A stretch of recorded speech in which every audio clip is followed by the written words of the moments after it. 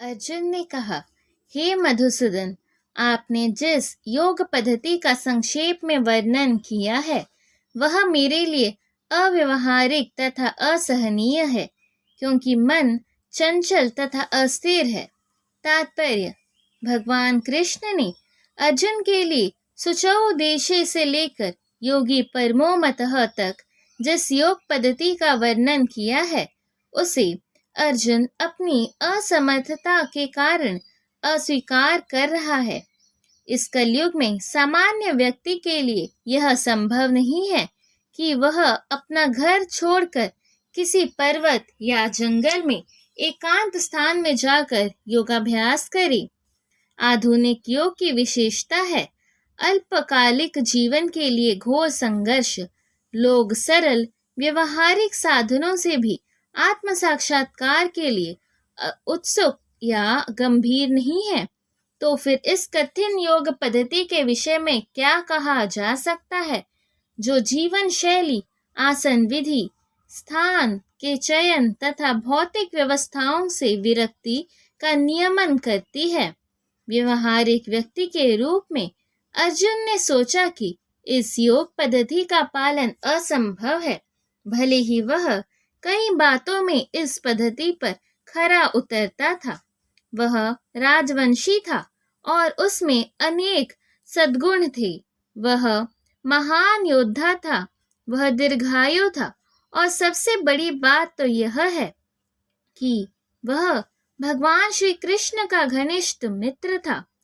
5000 वर्ष पूर्व अर्जुन को हमसे अधिक सुविधाएं प्राप्त थी, तो भी उसने इस योग पद्धति को स्वीकार करने से मना कर दिया।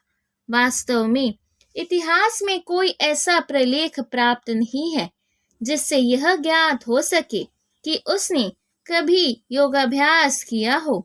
अतः इस पद्धति को इस कलयुग के लिए सर्वथा दुष्कर समझना चाहिए। हाँ, कतिपय विरले व्यक्तियों के लिए यह पद्धति सुगम हो सकती है, किंतु सामान्य जनों के लिए यह असंभव प्रस्ताव है। यदि 5000 वर्ष पूर्व ऐसा था, तो आधुनिक समय के लिए क्या कहना, जो लोग विभिन्न तथा कथित स्कूलों तथा समितियों के द्वारा इस योग पद्धति का अनुकरण कर रहे हैं। भले ही संतोषजनक प्रतीत हो, किंतु वे सचमुच ही अपने समय गंवा रहे हैं। वे अपने अभिष्ट लक्ष्य के प्रति सर्वथा अज्ञानी है।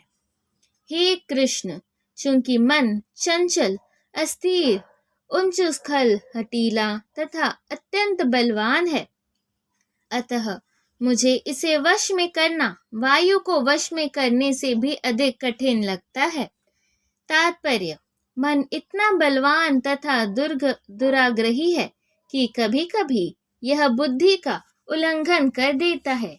यद्यपि इसे बुद्धि के अधीन माना जाता है, इस व्यवहार जगत में जहाँ मनुष्य को अनेक विरोधी तत्वों से संघर्ष करना होता है, उसके लिए मन को वश में कर पाना अत्यंत कठिन हो जाता है।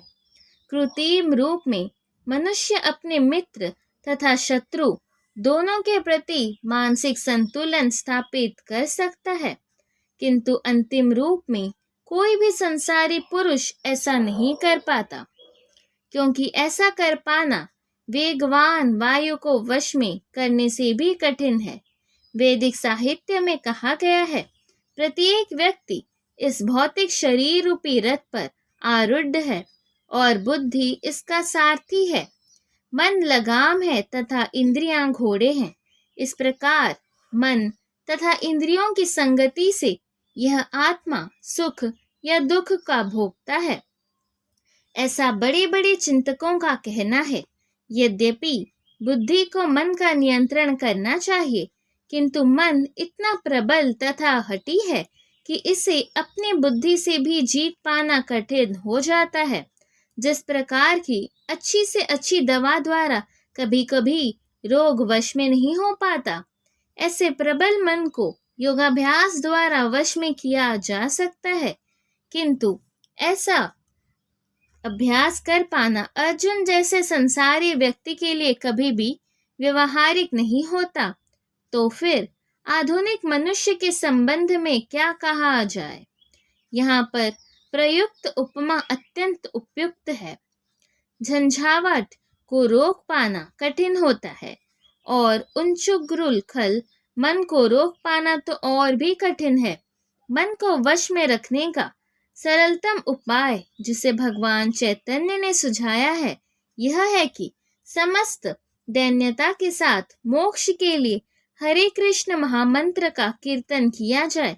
विधि यह है, स वे मनः कृष्ण पदारविंद्योः।